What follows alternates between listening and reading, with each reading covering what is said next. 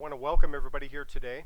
My name is Steve Erpenbach from the SDSU Foundation, and our connection with the Thomas A. Daschle Congressional Research Study is raising private funds that go with university resources to take care of the collection that Senator Daschle had donated to SDSU, and also for some of the ongoing program, which includes Daschle Dialogues, which will be happening tonight.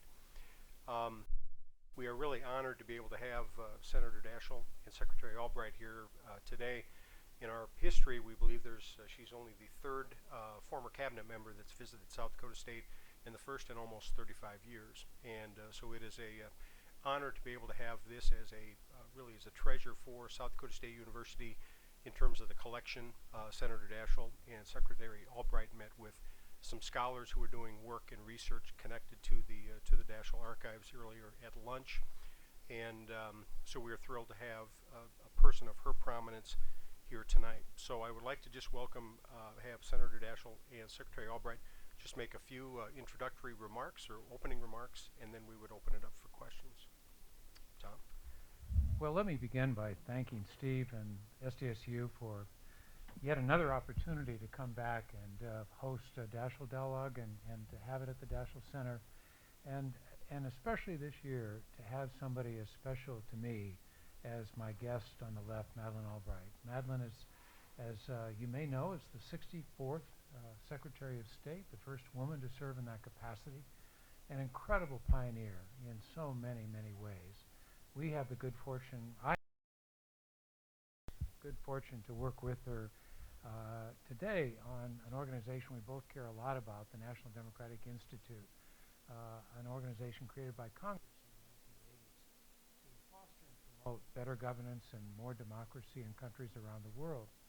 She's a best-selling author. She is noted. She's an award-winning professor at Georgetown University. She's the founder of the Stonebridge Albright Group, and she actually has been awarded the Presidential Medal of Freedom.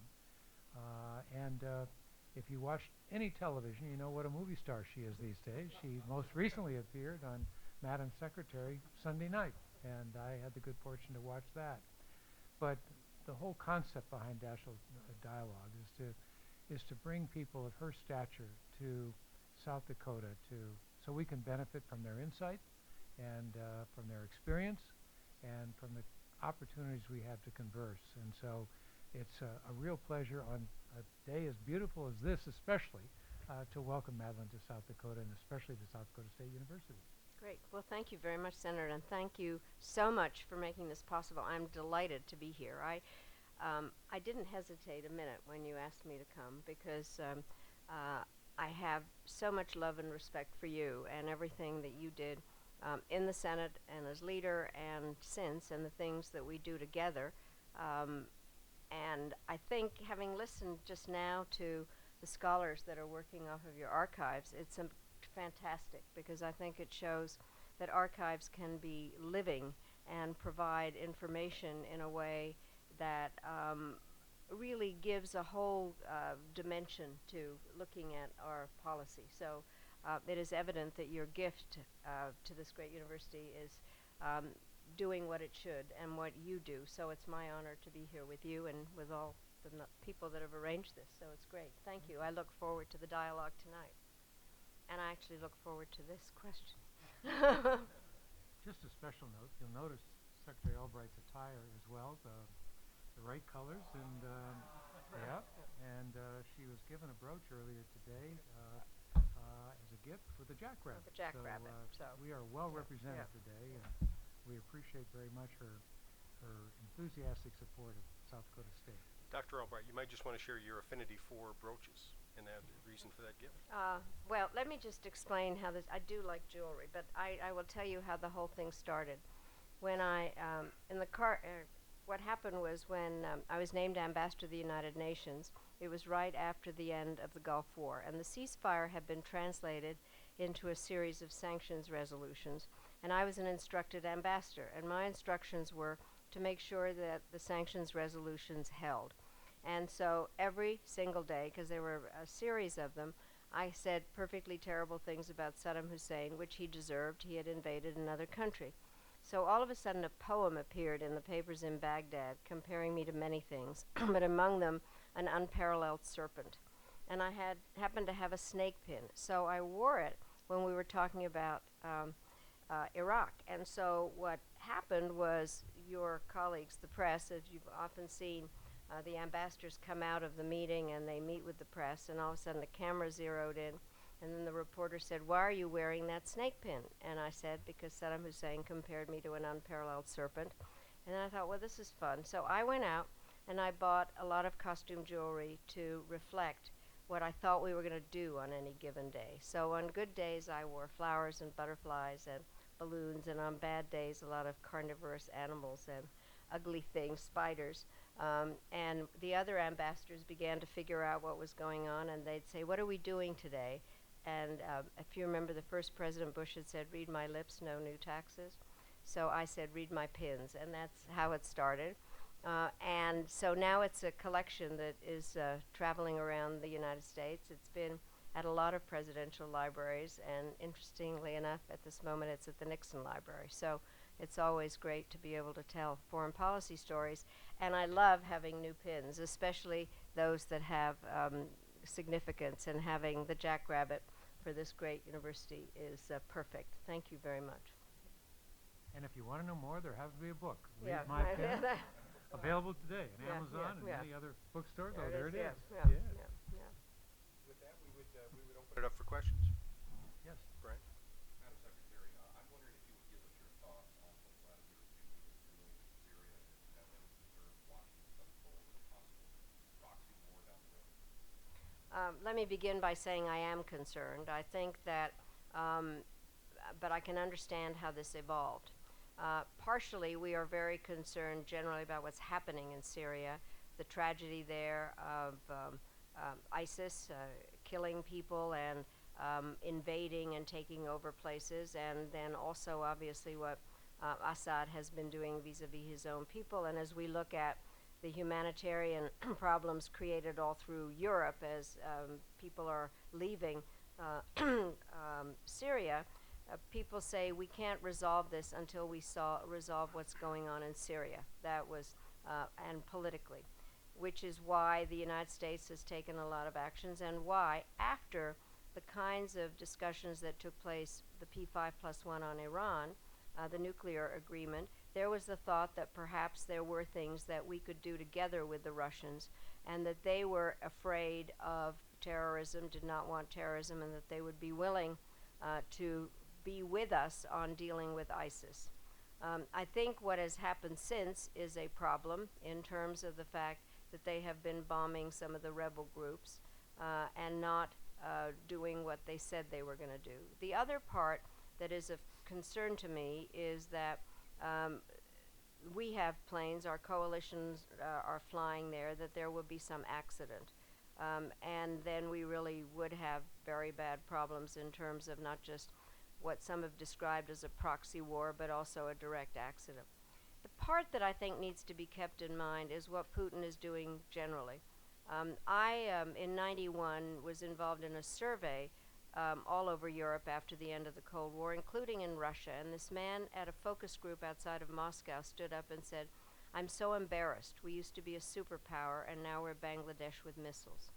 And what has happened is that Putin is trying to kind of revive the identity of what he saw as the Russian Empire or the Soviet Union. And they have, in either both guises, had influence in the Middle East. And so I think partially it's also not just dealing with Syria, but also pushing their influence in the Middle East. And then we have a negotiating issue, which is that we have thought that Assad needed to go. And what is happening, it looks as though the Russians are more interested in having Assad stay. So I think it is an extremely complex situation. Madam Secretary, if you look at the Secretary of Defense, the Secretary of State, sort of in a words and weapons sort of view, how do you bring a balance out of this relationship, particularly in the predicament in the Middle East, where we seem to be just involved in a never-ending war? Well, let me say that this ever has it been thus. and what happened, and I am a professor, so I have to apologize for long answers. What did happen was that there was always a question. It began with Franklin Roosevelt in terms of how advisors were used. And it was as a result of that issue that the National Security Council, the National Security Act of 1947, went into place in a way of trying to regularize how to get advice to the president. The president of the United States is the chief consumer of advice and intelligence, and the question was how to get it in some orderly way. And one of the issues, and the Pentagon was actually set up also as a result of the National Security Act. And so the relationship between the Secretary of State and the Secretary of Defense and the National Security Advisor has always been kind of a balance in terms of the opinions that people give. And frankly, I think it's very useful. And I was in enough meetings in the Situation Room and on very tough issues, and unless the Secretary of State and the Secretary of Defense make clear what their views are and what their departments are recommending, the President does not get the kind of advice that he or someday she needs. And so what I often talk about in the process is a good national security advisor will make sure that those opinions are put forward kind of to break the eggs.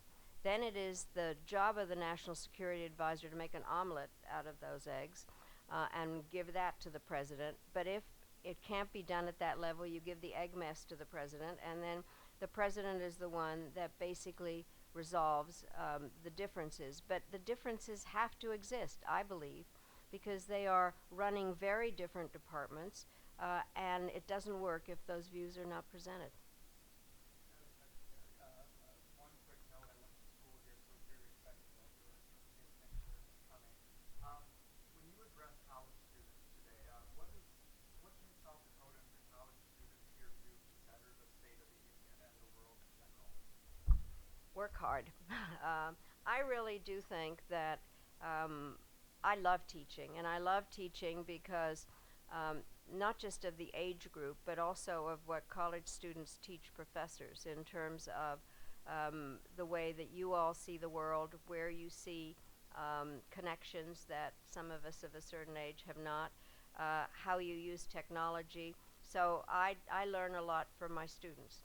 I think the thing that students need to do is to understand, and this has been something that I've talked about all along, is the connection between domestic and foreign policy. There is a tendency to divide the two as if they have nothing in common, and that is not true in a democracy, especially.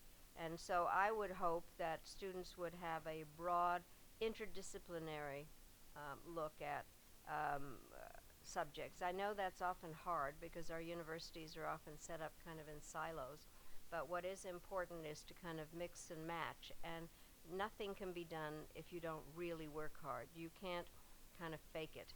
And so I think students that really give it their full attention and dig and do research and talk to each other and feel comfortable doing what I just said, which is basically venting different ideas and defending them. If you have to defend what you think, then it's the most important aspect of it. And you have to look at the archives that Senator Daschle left. I invite you. Yeah. We're just talking about the importance of transparency in government and how access to documents as a result of the culture that we've created in this country for 200 years is something we take for granted, but it's not readily available in a lot of other parts of the world. So we have a gift that I hope we'll always appreciate as we think about access to archives and access to good information. The first Democratic presidential election a couple of hours away now in Washington. I'd be interested to hear from both of you. What do you make of the race as you see it now? On the Republican side of things, the two frontrunners are folks who have never held elected office. On the Democratic side of things, the given case of the former First Lady and Republican Senator and the recent about the President who are not here. What's your general thoughts on the race as you see it right now? Well, first of all, I would say on our side, I'm particularly pleased with the tone of the debate. I don't know, this may have occurred, but I don't know of one case so far where there's been a personal attack. It's all been about issues. And that's what I would like to think debates and campaigns should be about, the issues. How do we advance the interests of this country in a positive way? And I give all the candidates who are participating on our side a great credit for that tone. I think it should be an interesting debate. I think it's fascinating to me, frankly, that this early in the process, that millions and millions of people, I hope not as many quite as I might otherwise expect in Brookings, but watch the debate tonight. I mean, it's 24 million people watched one of the Republican debates. That says volumes to me about the interest that there is in the country. And in the last election, when we had 36% voter turnout, and just a horrific turnout, a statement about people's lack of willingness to be engaged, I take the participation as a sign of real encouragement. And I'm hopeful that we can continue to keep the positive tone, and I'd like to see, frankly, a little bit more of it on the Republican side. I agree with the way that's described. I think that I am disappointed is the best word for what I see on the Republican side in terms of personal attacks. And then also, I actually believe in public service, and I believe that people that have been elected to various positions can and should be proud of what they've done. And if people have had absolutely no experience in public service, I think it makes it harder to explain what they're going to do, because some of it is understanding how democratic, small d, elections really do work, and how the system afterwards is supposed to work by, there's a key word to democracy, it's called compromise. And I think that we need to see that as a positive, and I haven't seen it as I watch a lot of the Republican, especially those that have never run for office. I do think that the process should, and I hope will, open up issues so that people really understand the multidimensional aspects of the issues. Everything is complicated, and I hope very much that that will be evident tonight in terms of the views that those candidates are going to present about how they feel about what the middle class needs, and about education, of climate change, our foreign policy issues, and what I said earlier, the interaction between domestic and foreign policy. And I'm always proud to be a Democrat, but especially given the differences in the approach.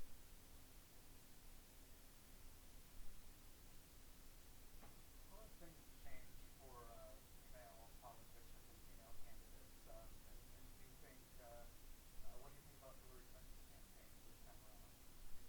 Well, I think I was just telling Senator Daschle my long history in politics, and one of the things that I did, I was Geraldine Ferraro's foreign policy advisor, and I traveled with her all through the campaign, and watching people's reactions to her was very interesting, and questions that she had about what it was like to be a female candidate for high office, and I think things have obviously changed a lot in terms of the number of women that are in Congress and the Senate and now running for president, but they haven't changed enough, if I might say. And partially, I think there continue to be issues about how women look or sound or what they've got on, and I'm not sure that there's kind of equality of judgment about them. But clearly, we have come a longer way. Senator Daschle was saying we do things together for the National Democratic Institute. We love being first on everything. There are women presidents in other countries. And in fact, in some countries, they wonder if men can be president. So I do think that we need to address people for what they can do on the issues, how dedicated they are, how smart they are, and not just how they sound or look.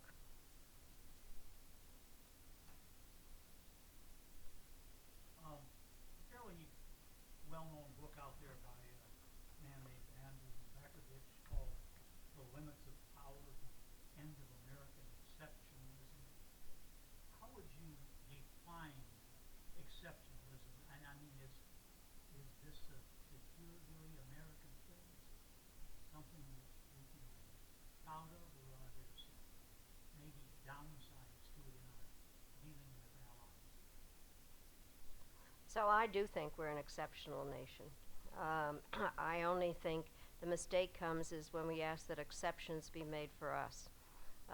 And while the word exceptionalism has kind of acquired a pejorative tone from some people, and it's some of those, the fact that exceptions were made for us during the war in Iraq, I think has made it kind of a bad word for some people. I think, I may be the wrong person to ask. Why wouldn't I say it's exceptional? I came as a refugee. I ended up as Secretary of State. And I am so grateful to this country for understanding that diversity is important, that we have open doors, that we are a beacon for democracy, and I would hope good values. So I do think we're exceptional. What happened was President Clinton was the first one to say we were the indispensable nation. I said it so often that the word often became identified with me, and there is nothing in the definition of indispensable that says alone. It just means that we need to be engaged. And so I think that what is important in our exceptional aspect and our indispensability is that we are a very powerful nation that can make a difference, but we don't have to do it by ourselves. I have now said it many times, but I'll repeat it. Americans don't like the word multilateralism. It has too many syllables and ends in an ism. But all it means is partnership. And within that kind of leading with others, our exceptional and indispensable character is of great use. If we remember who we are, if we remember that we are a democracy that wants to have discussion and respects different views, that we are transparent in what we do, that we abide by a value system where torture is not acceptable, where we keep our word, any number of things that we're very proud of, and that we understand that compromise is actually a good word. Senator, 1 year ago, you and I and Senator Watt had an interesting conversation about the idea of Republicans and Democrats finding their way back to the fine art of compromise, so that Congress can get things done again, so that political ball is rolling. From last year until right now, have you seen anything in Washington that gives you hope that road to compromise is being walked? Well, one has to look hard, but there are examples, and I'd cite a few. I think the opportunity that we saw earlier this year for Democrats and Republicans to come together on a repeal of the sustainable growth rate, which is a reimbursement rate for doctors that has plagued us for 15 years, and really undermined our ability to reimburse doctors satisfactorily. We eliminated that and found an alternative that worked very well. We extended the community health centers for 2 years. We passed what we call 21st century cures in the House of Representatives by an overwhelming vote. Those are all examples of compromise that I think at least gives some hope to those of us who, as I said, have had to look pretty hard to find it in the past. There was the so-called Ryan Murray, right after we were here, the Ryan Murray compromise budget that extended the budget out for 2 years. Unfortunately, it expires this year now, or next year. And so they're looking for an alternative. But so there are examples. I don't know. There was an overwhelming vote on Iran, on the congressional role for Iran. That was also a compromise vote. So there are examples, but in the grand scheme of things, they fall few and far between. And so I think we've really not accomplished what Senator Lott and I talked about in our fondest aspirations last year. But that doesn't mean we should give up. We've got to keep forcing the issue. And the Secretary said it so well. Compromise is not capitulation. Compromise is the only way you run the country. And those who believe only in standing their ground and not finding common ground, I think have to be brought to a greater awareness of how you run a democracy this complicated. So then you must find it maddening that you have a segment of the Republican Party that says we're ready to shut things down entirely because of Planned Parenthood. It is just baffling to me. I, honest to God, don't know how people could hold that position and think in any way they're doing a service to the American people. I think it's reprehensible, and I'm very troubled by it. And it not only has effect in this country. The Secretary and I were talking about how hard it is to explain this functional democracy to other parts of the world who aspire. I wish I had a nickel for every foreign official who over the last 40 years has said, we would like to be like you. Well, they're not. I don't hear that anymore. I don't hear people saying, we want to be like you. Nobody would wish what we see in Washington on anybody today. And so we've got a lot of work to do, not only for what it means to this country, but for what it means to people all over the world. You have time for one more question?